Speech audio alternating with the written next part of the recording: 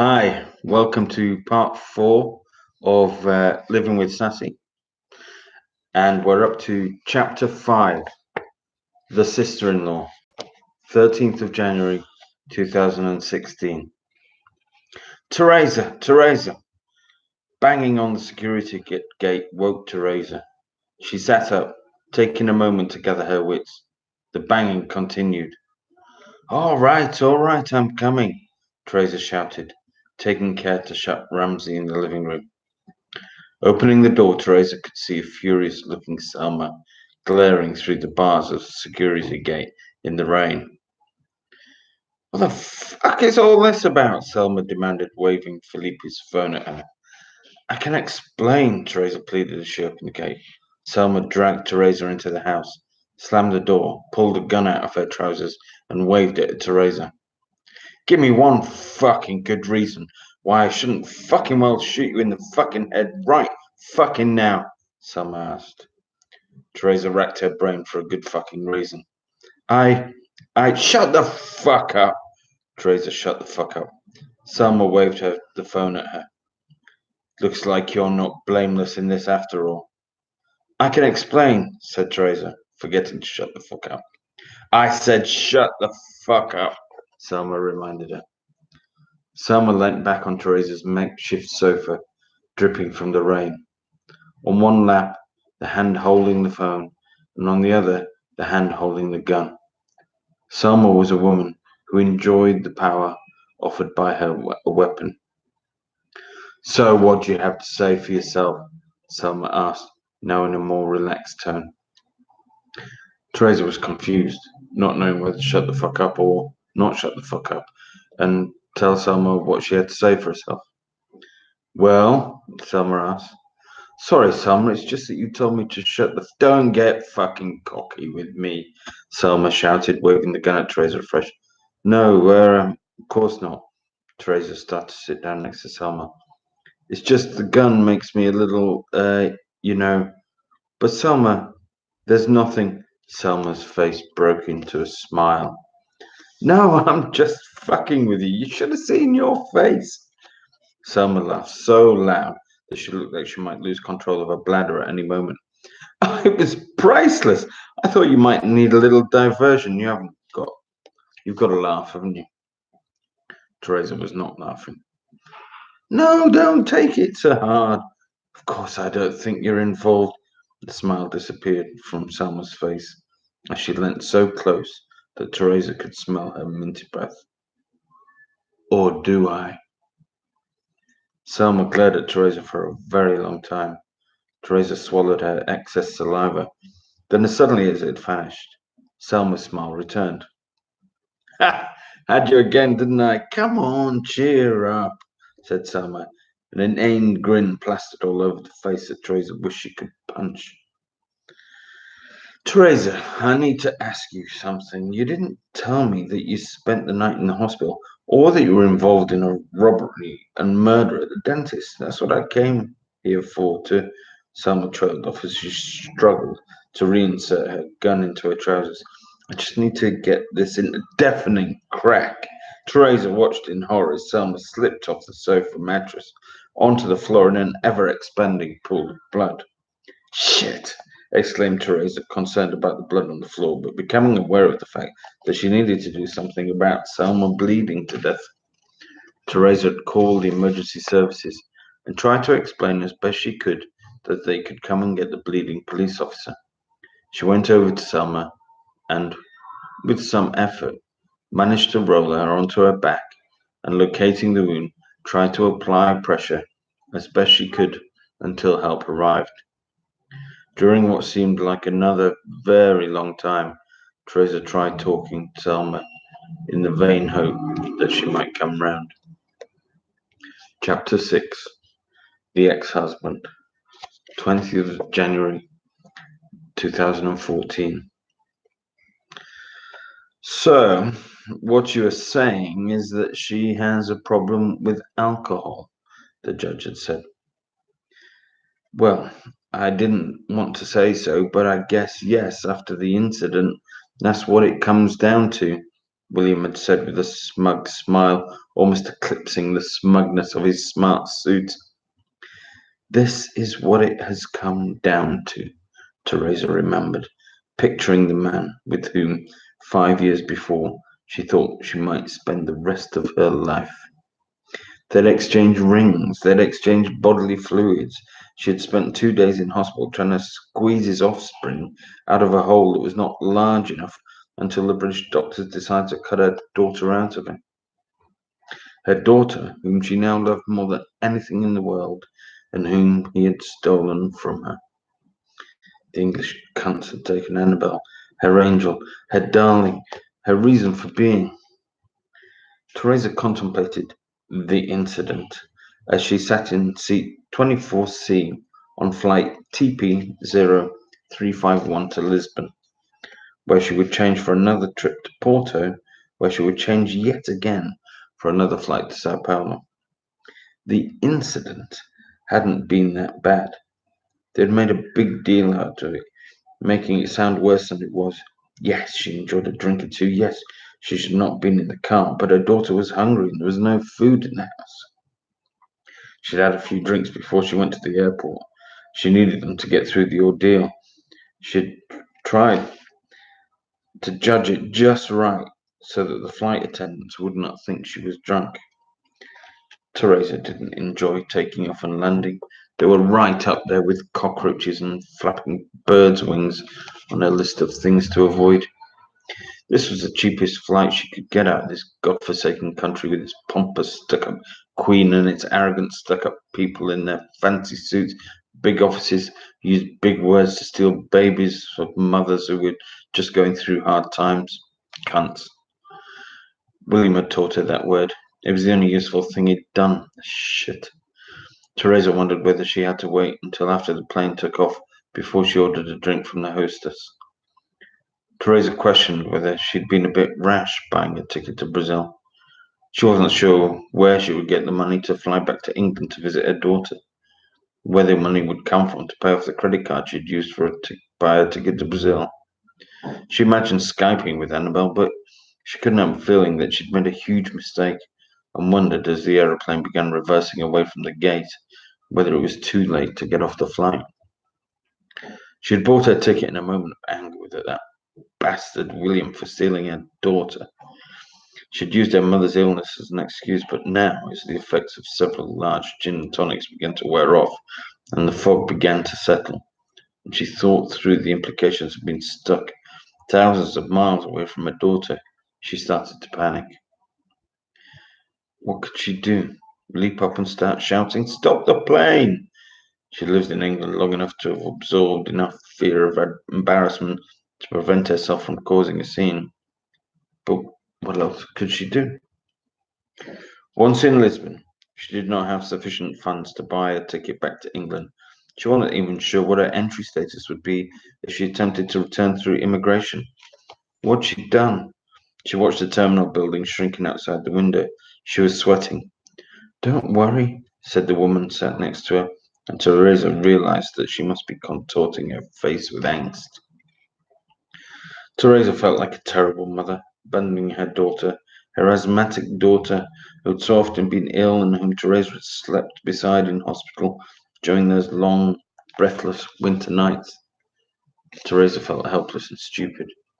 She smiled at the woman and stared outside at Heathrow, accelerating past the window, and at England and her daughter disappearing beneath the clouds below her. Chapter 7. The Doctor. 18th of January, 2016. The bus tossed Teresa around in her seat. The sun streamed through the window, toasting the seat next to her. As the bus gathered speed, a breeze would force its way into the open window and then disappear as quickly as it came when the bus ground to a halt at each bus stop, traffic light, or traffic queue. Teresa's headphones compounded the uncomfortable heat. They were designed to keep the sounds of the world out of her ears, but they also had the unfortunate side effects of trapping the heat. Usually, Teresa would tolerate this as the benefit of her music drowning out the surrounding noise of Sao Paulo compensated. At times, the noise still managed to penetrate her ears even when she listened to the music at full volume. Today, her headphones didn't seem to be working, and the vocals sounded as if the singer had been placed in a tin bucket and dropped down a 300-foot well. This was disappointing for Teresa, as she had just downloaded Belle and Sebastian's new album to try and cheer herself up and had been looking forward to listening to it. She listened to it anyway, played from the bottom of a pit. Even Belle and Sebastian playing at the bottom of a mine shaft was preferable to listening to the ambience of Sao Paulo, thought Teresa. Saci, the mischievous one-legged character of Brazilian folklore, must have struck again. Teresa had inherited the habit from her mother of blaming any minor misfortune on the red-capped, pipe-smoking black boy. She had heard a striped cuckoo as she left the house that morning, and as her mother had often said, that was a clear sign that Sassy, who was able to turn himself into a bird, was around and up to no good. When the first bus she had caught had broken down, her fears had been realized, and now she was travelling in the intense heat of the afternoon. A teenager got on and sat next to her, cocooned in headphones.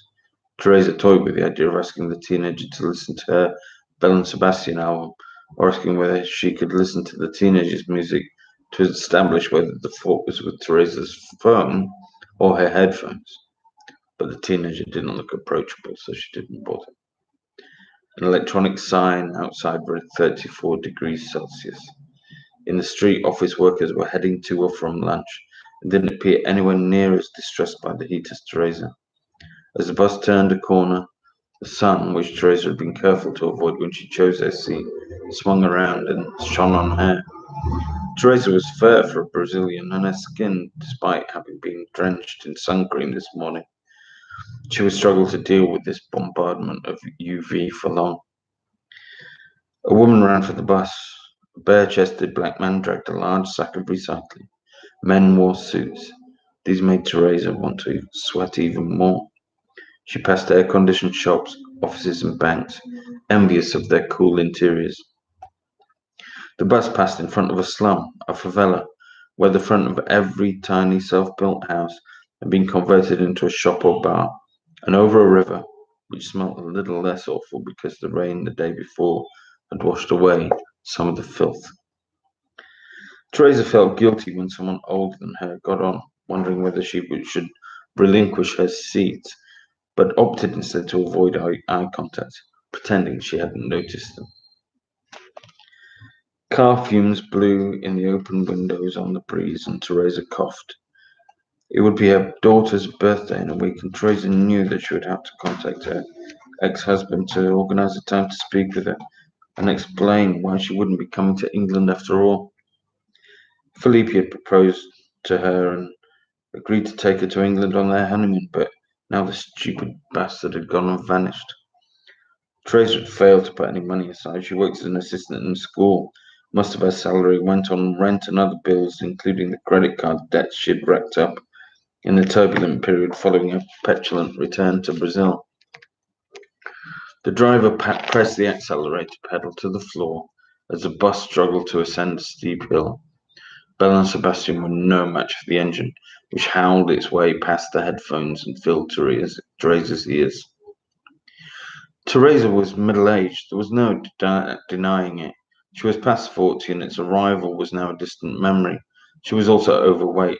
There was no denying that either, although she did her best to avoid scales whenever possible. She didn't consider herself to be good-looking, though she had managed to get herself into relationships on some occasions, and she thought this wasn't on the strength of her personality, given that her personality was a major factor in some of the breakups. She was feeling depressed, more depressed than usual, given that she'd been the victim of a violent robbery. Her boyfriend had probably just committed suicide. Her sister-in-law had shot herself in Teresa's living room. It was understandable that she should be feeling a little down. She spent most of her waking hours in a constant state of irritation by her situation, by the people around her, and this annoyance with everything that surrounded her often manifested itself in her voice whenever she spoke to people. The effect of this was to alienate most of the people she met. This was not her intention. She had, like most people, innate desire for people to like her, but she had a manner that rubbed people up the wrong way, and so far she had seemed powerless to do anything about it. Teresa detested her life since she returned to Sao Paulo. She craved to be back in England, that stupid, pompous, arrogant England where she could be near her daughter.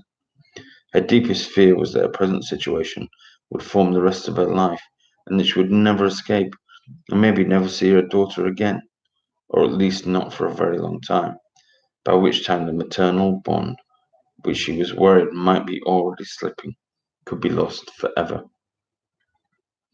The bus arrived at the metro, and Teresa alighted and followed the crowds down into the station, down the escalators, and onto the packed platform. The train pulled into the station, and Teresa squeezed her way into the carriage, past indifferent commuters, unable to decide whether they should disembark. She negotiated as far inside as she could, until a man reading Basic Biomechanics, a book whose size matched the man's stature, blocked progress. She peered over his shoulder, or rather around his arm, and noticed he was engrossed in a chapter on photosynthesis. Fascinating. Teresa's sarcastic brain kicked in. At that moment, Belle and Sebastian gave up, and simple minds took over, promising Teresa a miracle. She had long yearned for a miracle. Teresa had tried her hand at many things: a cleaner, a waiter, a lover, an environmentalist, a wife, a mother. She hadn't managed to stick at any of them, and hadn't achieved any real success, most painfully with regards to the last. So who am I? She often mused. This question had plagued her even more after the events of the previous week. She listened to Jim Kerr singing Promises, Promises. Most song lyrics she was able to match with an embarrassing memory. This song now had two such associations. The first was an inebriated night in a karaoke bar when, during a shouted performance of the song, she pissed her pants.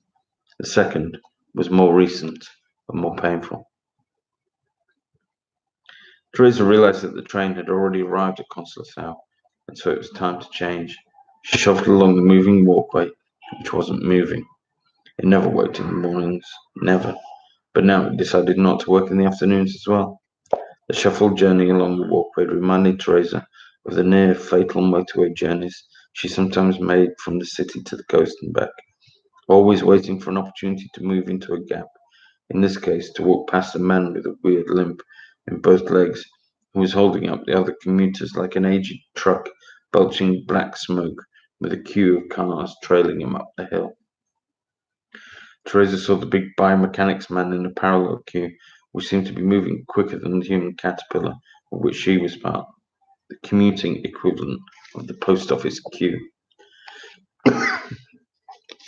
Teresa exited the air-conditioned metro onto the street, where the evening summer heat was oppressive.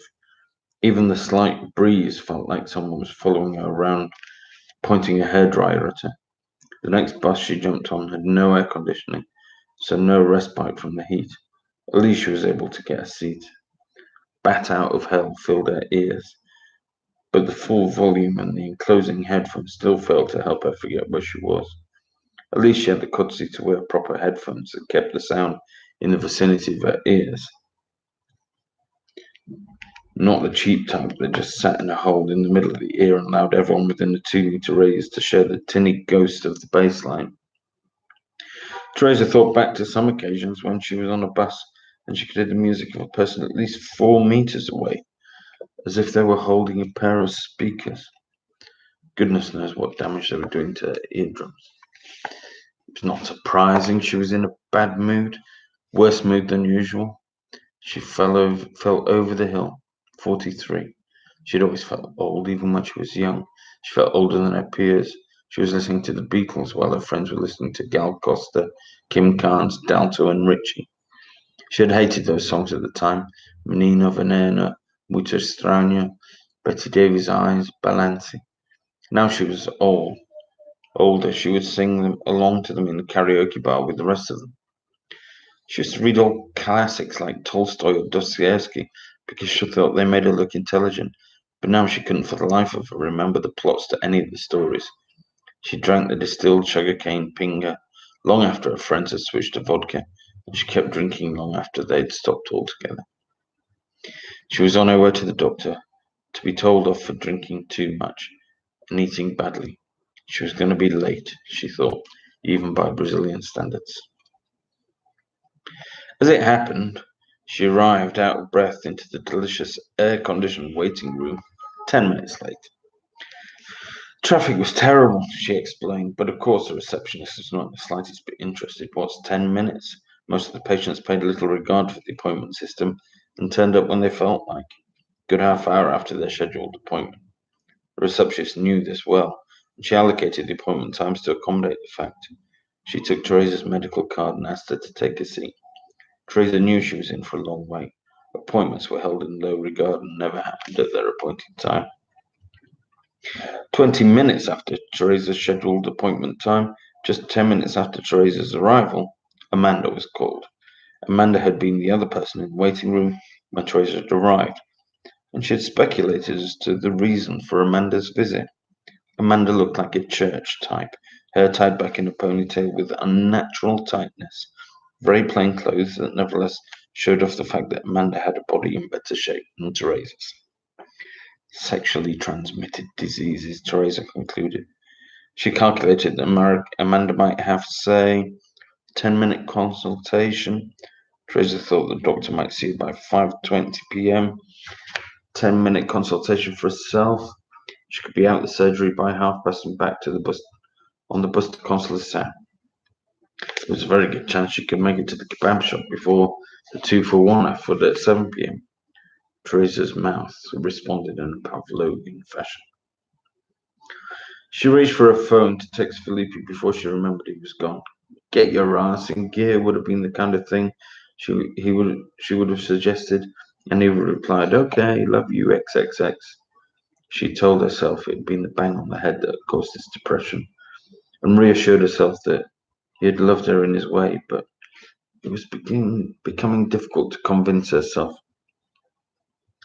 Amanda emerged from the consultation room collecting a prescription for some vaginal ointment designed for sexual deviants masquerading as devout Christians, Teresa speculated. Amanda's consultation had lasted 9 minutes. Teresa had timed it. Now the doctor seemed to be on the telephone. No matter. He wouldn't be long, would he? In her hand, Teresa clutched the results of her blood test, for which she had waited an entire morning in the clinic, without breakfast or coffee. Once the nurse had removed the blood into tiny tubes, the nurse warned Teresa not to lift anything and said she could go. Teresa hadn't considered the weight of her paper bag to be of any consequence, so she held it with a forbidden arm just long enough to put the appointment paper away. But that was enough to send a tiny river of blood trickling down her skin and onto the floor of the clinic. Teresa pretended she hadn't noticed, slapped a tissue against the source of the egress, and hurried away. Collecting the results had been easy. She had downloaded them off the internet and used a printer at school. Teresa felt a sudden panic. What if the doctor had wanted to send the results in advance? Maybe he needed time to look through them before the appointment. The doctor would be able to scan through them in about 30 seconds, wouldn't he? And so he did. Well, your cholesterol is a bit high, he said, not lifting his head from the paper. Here we go, thought Teresa. Your liver function is okay. Yes. Triumph. No questions about her alcohol consumption. How much do you drink? Bollocks. I'm going to leave it there. Page 30 of Living with Saci.